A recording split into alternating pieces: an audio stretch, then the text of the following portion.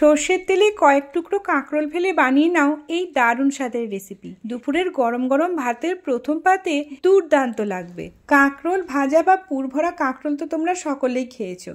এই রেসিপিটা একবার বানিয়ে দেখো, এত কম সময় রেসিপিটা তৈরি হয়ে যাবে আর খেতেও লাগবে দুর্দান্ত। তো চলো ঝটপট রেসিপিটা স্টার্ট করি। এর জন্য 4 পিস কাঁকরোলের মাথার অংশ এবং তলার অংশটা কেটে নিয়ে প্রতিটা কাঁকরোলকে 8 পিস বা 8 ভাগে ভাগ করে নিলাম।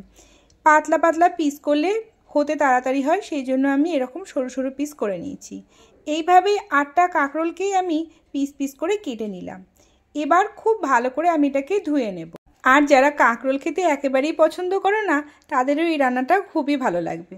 তো এইবার কাঁকরোলগুলোকে আমি 2-3 বার ভালো করে জল দিয়ে ধুয়ে নিয়েছি। কড়াইয়ে বেশ কিছুটা সর্ষের তেল দিয়ে এই কাঁকরোলগুলো আমি দিয়ে দিলাম এবং লবণ হলুদ ছাড়া এটাকে আমি খুব ভালো করে ভেজে নেব।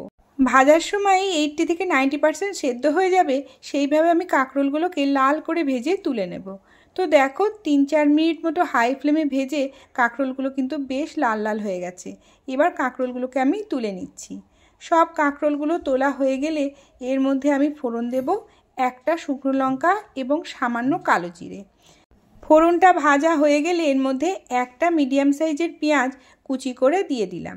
পেঁয়াজটাকে লাল করার কোনো প্রয়োজন নেই, সামান্য ট্রান্সপারেন্ট হলেই এর মধ্যে আমরা ভেজে রাখা কাঁকরোলটা অ্যাড করে দিচ্ছি। এবার কাঁকরোল সমেত পেঁয়াজটাকে একটু ভাজতে দিয়ে সামান্য জল এর মধ্যে অ্যাড করে দেবো, যাতে কাঁকরোলটা সেদ্ধ হয়ে যায়। এবার ঢাকা দিয়ে দেব, দিয়ে 5 মিনিট এটাকে লো ফ্লেমে রান্না করে নেব। অন্যদিকে একটা মশলা আমরা রেডি করে নিই।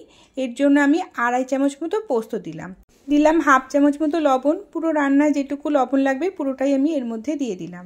1/2 চামচ মতো চিনি, সামান্য লঙ্কার গুঁড়ো এবং 2টো পাকা লঙ্কা।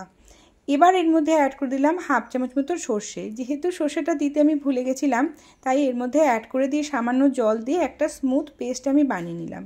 অন্যদিকে মিনিট 5 পর কাঁকরোলগুলো কিন্তু আমাদের সেদ্ধ হয়ে গেছে। এবার আমরা বাটনাটা অ্যাড করে দেব এবং কিছুটা মশলা ধোয়া জল দিয়ে দিলাম।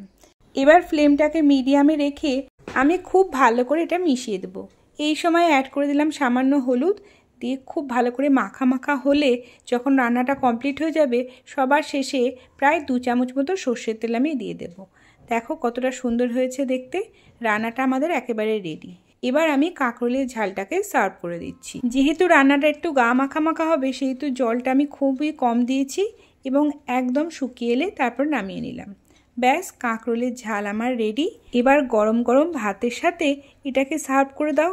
আমার পরিবারের সকলেই কিন্তু এই রান্নাটা খুবই পছন্দ করেছে, তাই তোমাদের সাথে শেয়ার করলাম। তোমরাও অবশ্যই বানিয়ে দেখো এবং আমাকে কমেন্টে জানিও কেমন লাগলো তোমাদের।